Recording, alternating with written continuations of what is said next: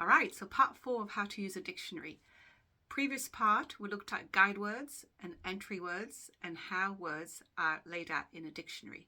So now the next step is the pronunciation of the word. And just for a bit of fun, where does the word pronounce come from? And the word pronounce comes from the Latin pronunciare. I'm reading it from this.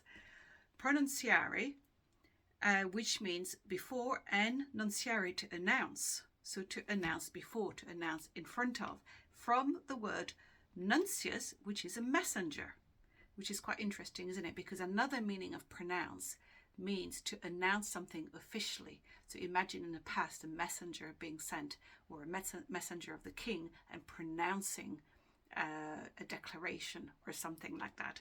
So pronunciation simply means, actually, when it comes to a dictionary, it just means how is the word pronounced? How is it said correctly in that language so that you can be understood when you're saying the word. Obviously, depending on the country that you're in, some words in American English are not quite pronounced the same as in British English, even though they may be written the same and they are the same words. So just have to take that on account, because depending on which dictionary you use, if you use a British English dictionary, usually it will show you the British pronunciation. If you're looking at an American dictionary, it may only show you the American pronunciation. But that's just a side tidbit for you to realize. So now, pronunciation is dealt with in a dictionary using syllables.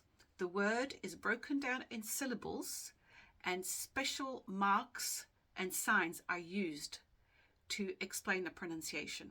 Now, what is a syllable? It's very simple. A syllable is simply a unit of sound, one unit of sound, a spoken sound, which is done with the mouth just for that sound, and it's just one unit. So for example, it can be one word, which is one syllable, one word with one syllable, or a word can have more than one syllable. So the words such as to, the, on, I'm giving you very simple words here, but they're just one syllable. They're one sound, okay? However, in a dictionary, that will be broken down. So I'm going to give the example of the word elephant. And elephant, here's the word elephant. In a dictionary, for the pronunciation, it will be broken down in its syllables. And there are 3 syllables, L, A, funt. And if you think, it's 3 specific sounds done with one motion of the mouth, L, A, funt. Okay?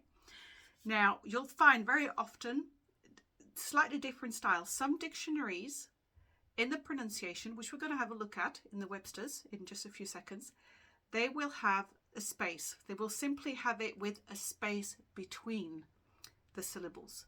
Or some dictionaries will have a dot, simply to make it very clear.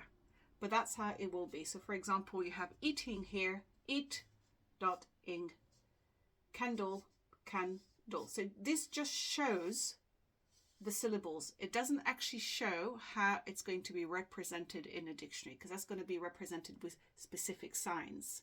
So one of the signs that's going to be used is called an accent, which I will show you now.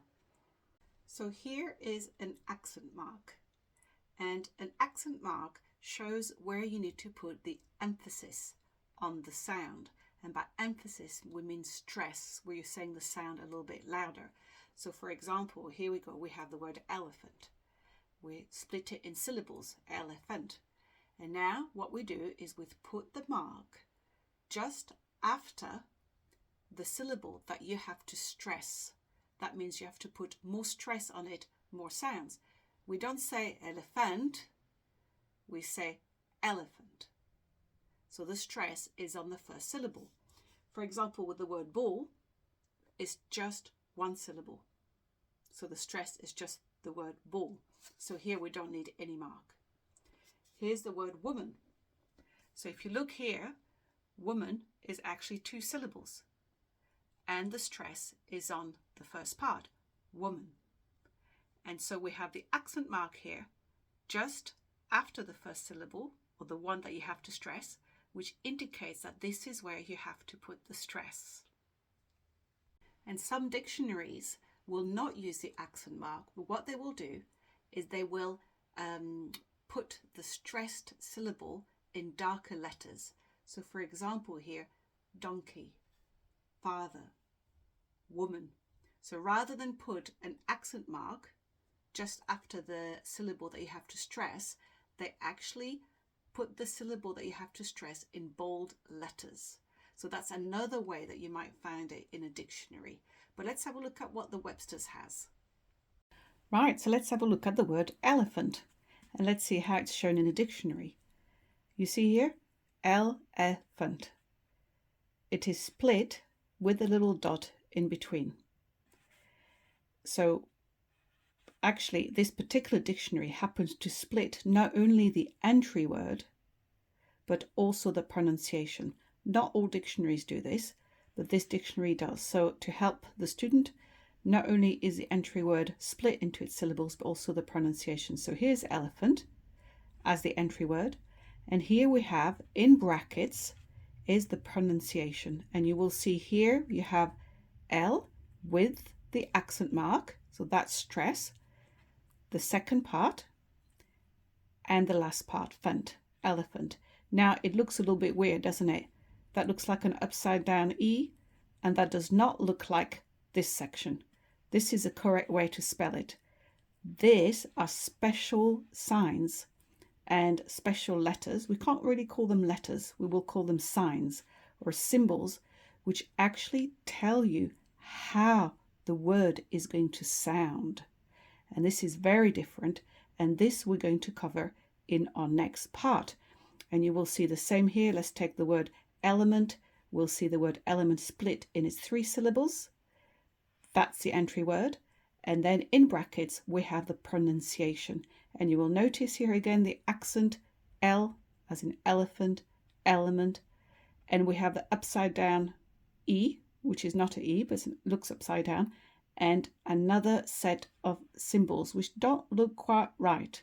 But this is because we're going to cover that in our next part.